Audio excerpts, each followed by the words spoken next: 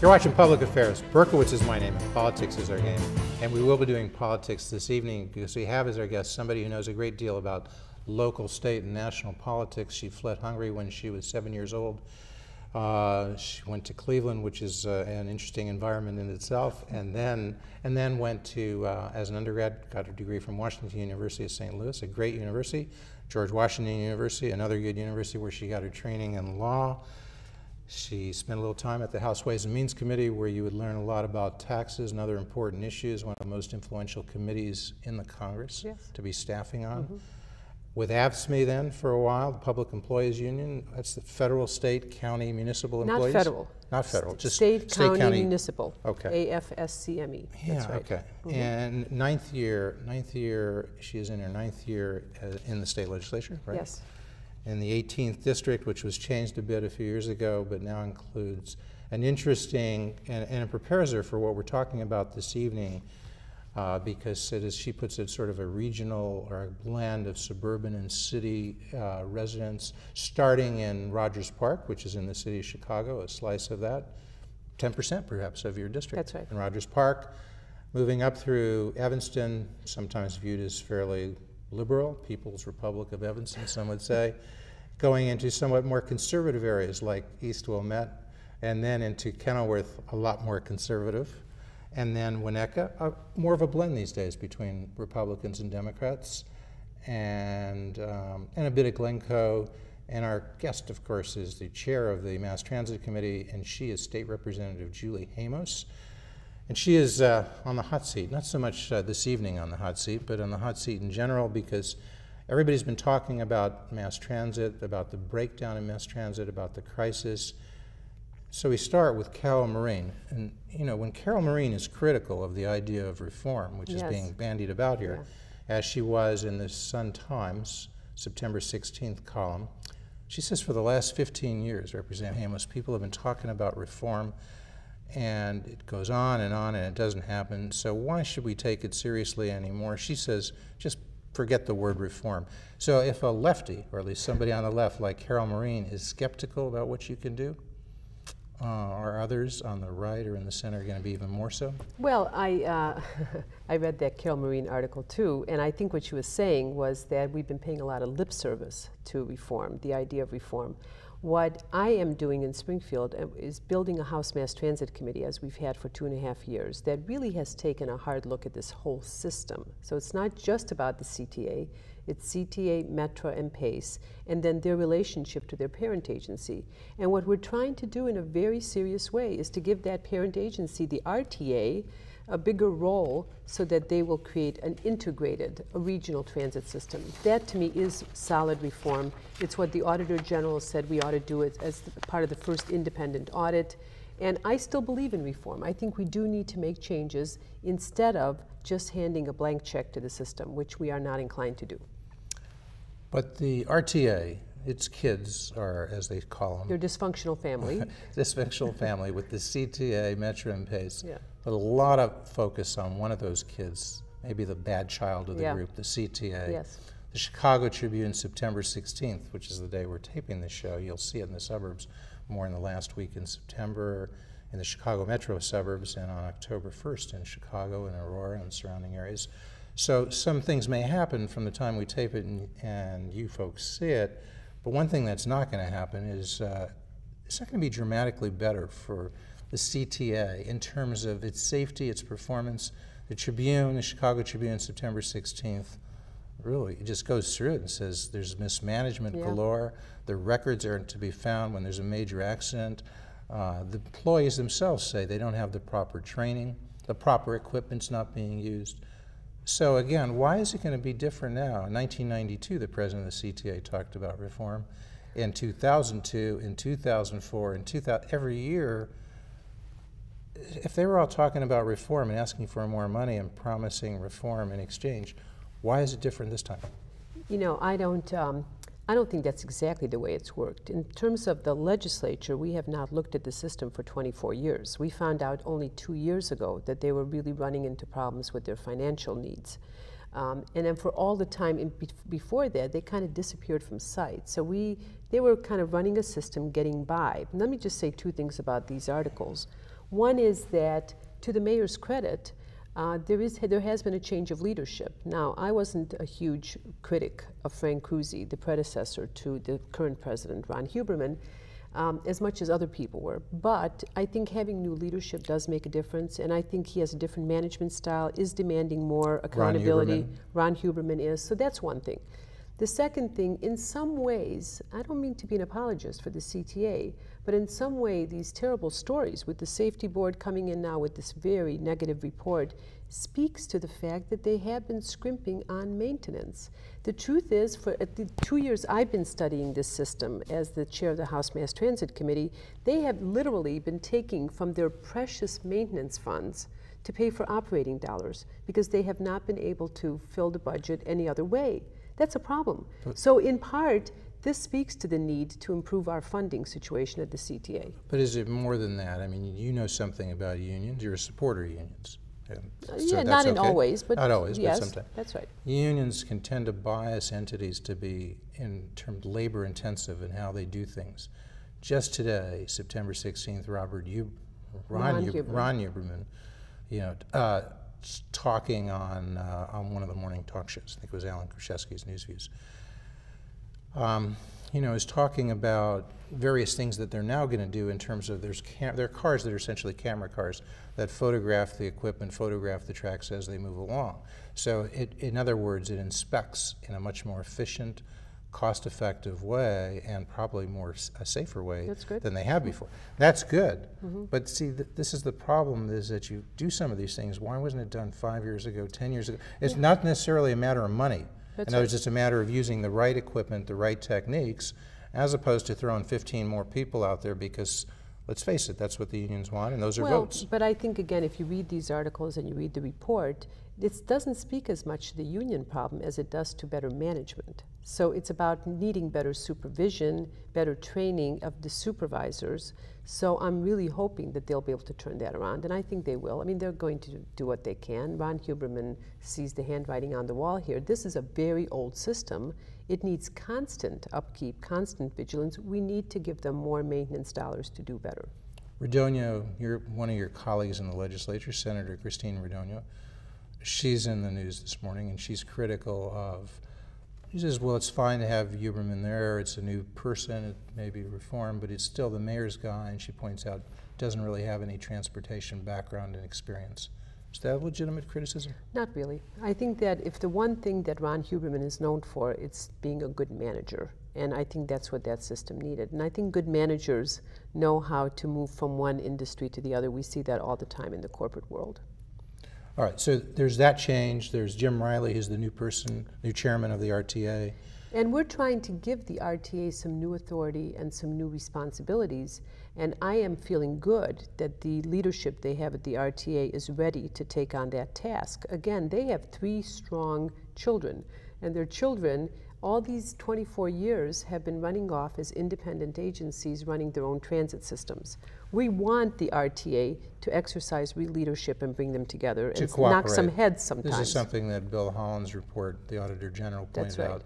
He said it was wasteful. Competition often is good, but this kind of competition, he said, was wasteful. Duplication of services, lack of coordination. Integrate them so that you can go from one entity to the other. And the service boards, the transit agencies don't like this, don't like that part of our legislation. They want to be independent. They want to be independent. Of you and of each other, right? Yeah, right. And so, but you think if they don't like it, and a lot of this is mapped out on your site. You've got a fact sheet that's www.juliehamos.org, right? Yes.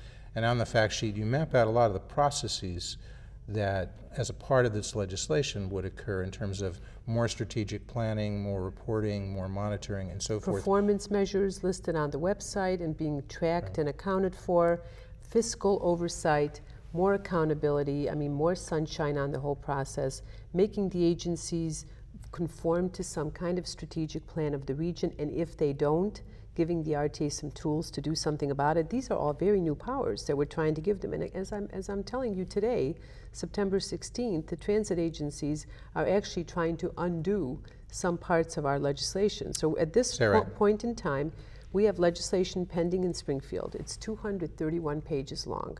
I'm proud of this piece of legislation, which is why I think we ought to be able to. It's Senate Bill 572. Okay. There might be a House bill version also in the Senate. I'm going down to the Senate this week. But you know what, this is a bill that was crafted in a bipartisan, very open process. We had lots of input. It's a regional perspective. It gives a regional perspective. I think it's fair and balanced on the face of it. It tries to accomplish some of these reforms. We insisted that the unions actually sit at the table and give in to things that we've never gotten public employee unions to do. So we have a lot of pension reforms in this bill. What's the major pension reform with the unions that you got? Well, the most significant. I think the most significant is that the retiree health care costs will be divested in a whole new fund that is going to have to be self-governed, and that means that they're going to have to lower benefits, raise deductions, raise co-pays, manage the system instead of just paying for any Cadillac health care that people want. They're going to have to really manage that, and I think that's very important. The retirement age has changed? For early retirement, we've changed that. There's give-backs. There's early retirement is now 64 instead of 55. So that's very significant. That's right. So there were a lot of different things that were looked at in this bill, and we insisted on reform. We said we were not going to move the bill forward until the unions came to the table and participated and were part of this pension reform package. On the retirement side, the one major thing that's occurred in the private sector is to move away from defined benefits and toward defined contributions, which are viewed as more effective in a variety of ways and certainly more efficient in terms of providing for retirement, but also not saddling private entities with an undue and perhaps burdensome obligation. That did not happen in this case with this public entity. Why didn't it happen, and is it still possible? I don't think that's going to happen, but I also want to say that I think that we're still unclear about how defined contributions really works in this sector, in the public employee sector. You think it does work well? Well, there are some people who say that you increase costs by having all these companies manage those retirement funds. It doesn't even happen in the private sector, does it? It doesn't happen in the private sector, or else why would they be doing it? Well, no, I'm just telling you, I think that the word is out. I mean, we don't have a clear sense yet of how that can work, and I think there is a lot of pushback by the unions, it's true. But as I said, we really insisted that there was pension reform in this bill. What about the absenteeism costs for the CTA? Something like $46 million a year? Yeah. Is there anything in this bill to handle that, or to require? No, we didn't get to that level of micromanagement, but we've asked Ron Huberman a lot of questions about that. He's really working on that. He has people coming in. He's working on changing their policies on family and medical leave. He's looking at who the abusers are. He's really charting who's taking a lot of who's accounting for a lot of the absenteeism rate. I think he's taking that in good stride. The fare box, the rule that you usually use 50% subsidy, 50% from the And to explain that passengers. to the people who are watching this, what's very important is that really 24 years ago when this system was set up, the legislature insisted that 50% of the costs of the system be borne by the fares. So as the cost of the system increase, the fares do have to move up to meet that 50% rate. That's an important provision in the law. We did not change that in our bill, so we're going to continue to see gradual increases in fares, and I think everybody would agree that that's the way it should be. Why should it be 50%? Why should people who aren't using the system pay for others who are? Why shouldn't it be 100%? There isn't a single public employee, there isn't a single public transit system that is paid for by the fare. But does that make it right? Fares. Does it make it right? Yeah, you know what? We don't drive our cars on the roads and pay. When we pay a toll, that's not paying for the cost of the upkeep of that roads. All of our public transportation systems are subsidized. That's perfectly appropriate. All over the world they're subsidized. And 50% I think is a good mark, and we're sticking with that. Now your bill, when you had it in the House a few weeks ago, it didn't pass. You were short about 10 votes. 10 votes. 10 votes. I had the votes several weeks before that, so I knew where all my votes were. Now here's the problem. We need 3/5 vote at this time of year to make a law immediately effective. If the governor vetoes this, he's threatening to veto it, which is very unfortunate because it has a sales tax in it. We'll talk, I'm sure, about that. Talk right now. Just tell him about that. So go ahead.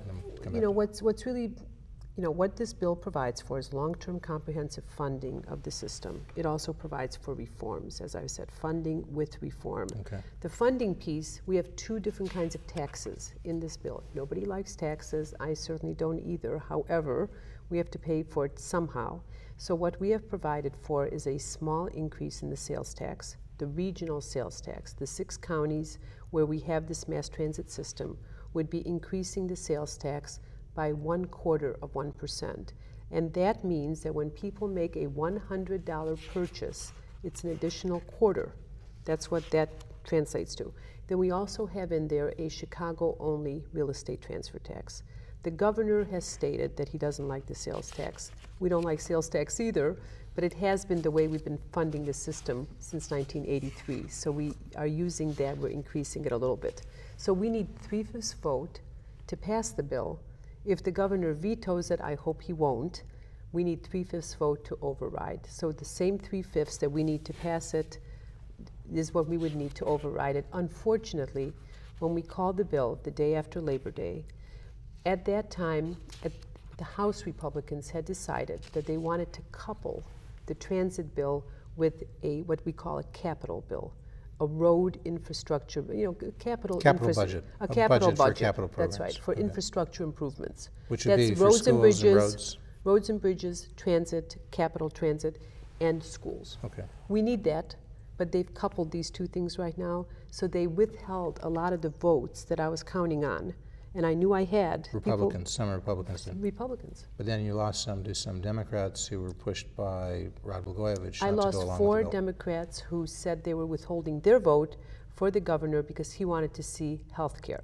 Okay. So what we had was a situation where a lot of people were not willing to evaluate the transit need on its own merits, but instead tied it to these other agendas. Right. Now and we're not past that yet. That 1/4 cent increase there's currently a 1/4 of a cent of the sales tax that's paid in the 5 collar counties. That would go to 50 cents.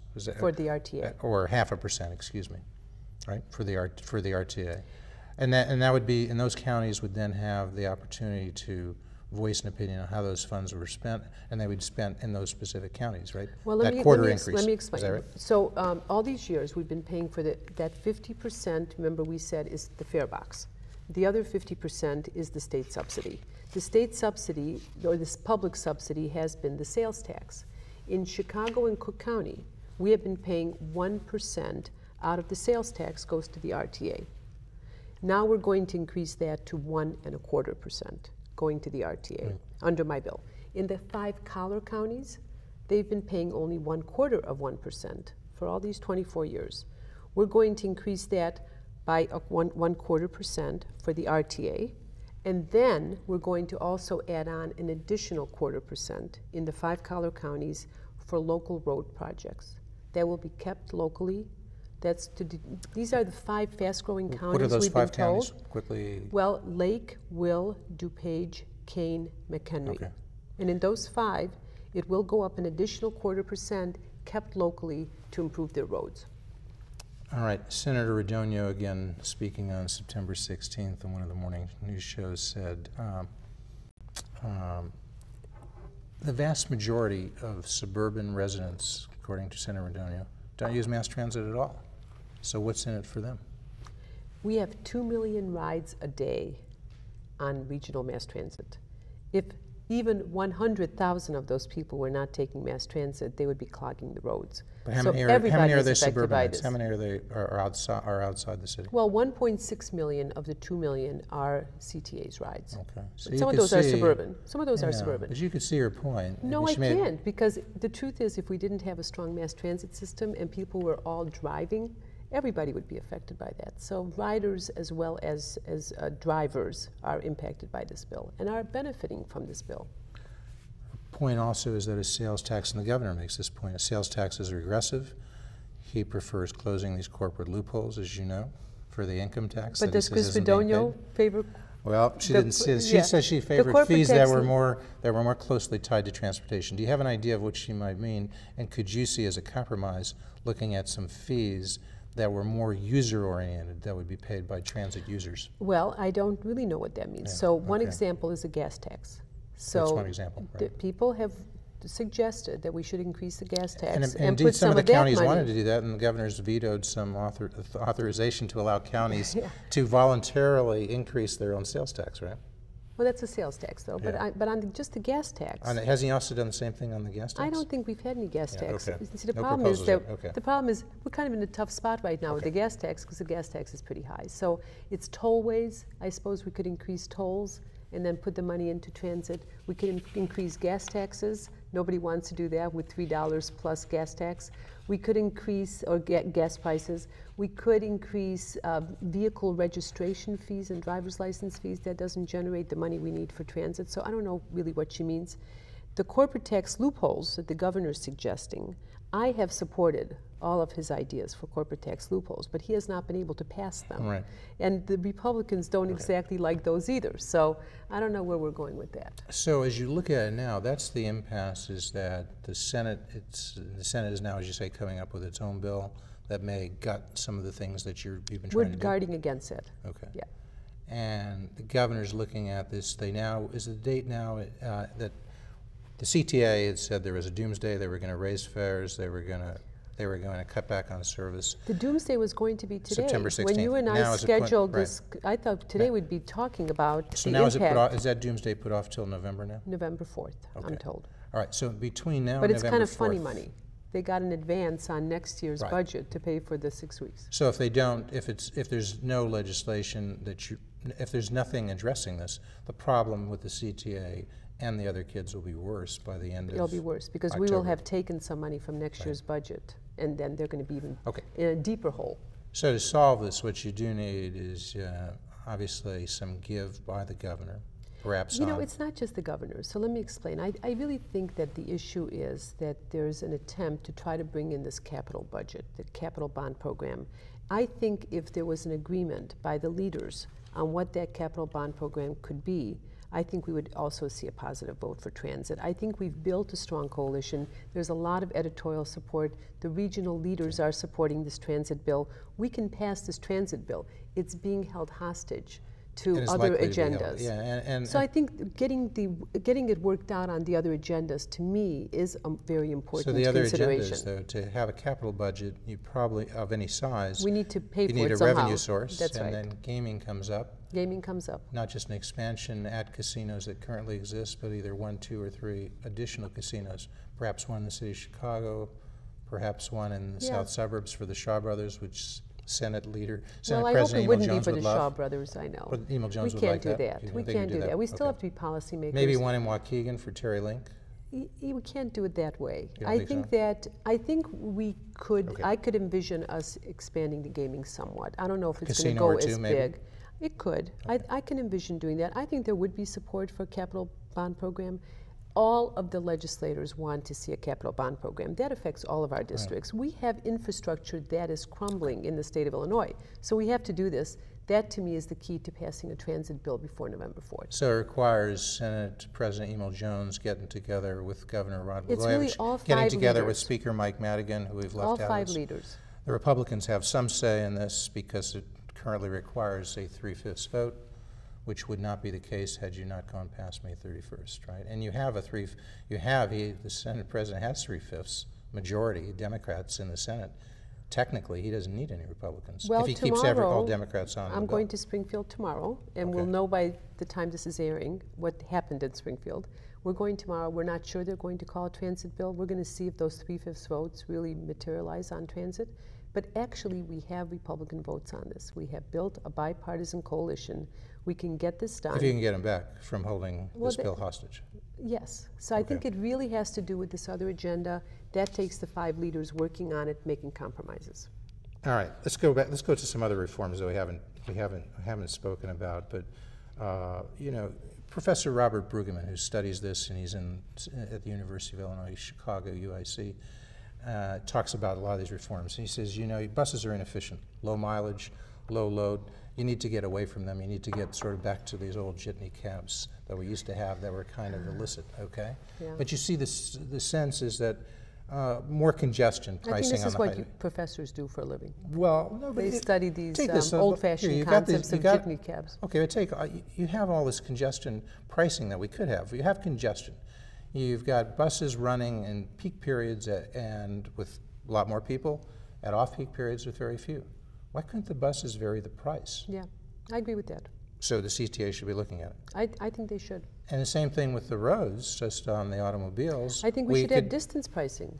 You know, for how long you're on? Yes. Yeah, so I think if people are service. going a mile, it's different than going 8 miles. Well, we ought to have the peak load. Somebody gets on the tollway at 5 o'clock, they should be charged much more than somebody who gets 5 o'clock in the afternoon. Somebody who gets on at, say, 11 o'clock in the morning. I hope that the CTA and PACE will look at that for buses. And even Metro could do that with trains. They You could even have do that with surcharges. trains. That's right. So you're for all of that. I am. More competition in public transit? That is, we could auction off a garage. We could auction off a route and then have some private entities compete with the CTA. Maybe they could provide it more efficiently. I have never heard this idea, Jeff. You've never? I think really? It's a good idea, don't you think? I think it's interesting, and I think they should consider it. And they can, instead of just auctioning off to see how much they'll pay for it, they could auction it off by saying, here, we'll provide service of a certain kind at a certain price. Yeah, you know, I think, understand? yes, of course. I think that if it's just a naming rights issue, it's a one-time. Well, I don't mean right? naming rights. No, you I mean auction off the ability to provide it. But sometimes we do that. Okay. Sometimes we auction off public proproperties to give people naming rights. We're talking about it's a big auction off. infusion. You're talking about having others run it. Run it, right. And again, I think that if the money's there, because they would need to be paid too, the question is who's going to bid for the right to run these garages if we're not putting a lot of money into the system. Well, right now you may have enough. Where's the money? Why would people bid for something that we've been shortchanging for a long time now? We'll answer that in a second, but we're going to continue to speak as the credits roll. But I very much want to thank our guest, State Representative Julie Hamos. Thank you, Jeff. Who's been on the hot seat. Thank you so much for coming. Well, we'll know pretty soon how this all works out. Perhaps you'll come back and tell us when it works out. We have to solve this before November 4th. Okay, but back to some of these other reforms. You're saying, why would anybody pay? Why would anybody bid for this opportunity? Because there's a lot of money there. They're saying if they could provide it more efficiently. I don't know if there is, but yeah. We'll have to find out. Yeah. Same thing with these high occupancy toll lanes. You could have different prices. I'm intrigued by that. You could have different prices, yes. And you could also make certain lanes only if you have a number of people, larger number of people in the car using it. You know what? Somebody has suggested to me that we should take the Kennedy, which is in my district and runs through my district, which is now busy morning, noon, and night, and take the express lanes, the so-called express lanes, and turn those into high occupancy lanes, or turn those into toll lanes. It'd be easy to do with iPass. And make it optional. People could take it or not. Easy to do with iPass, easy to do with that overhead tolling, right? You wouldn't have toll booths. So I'm intrigued by that.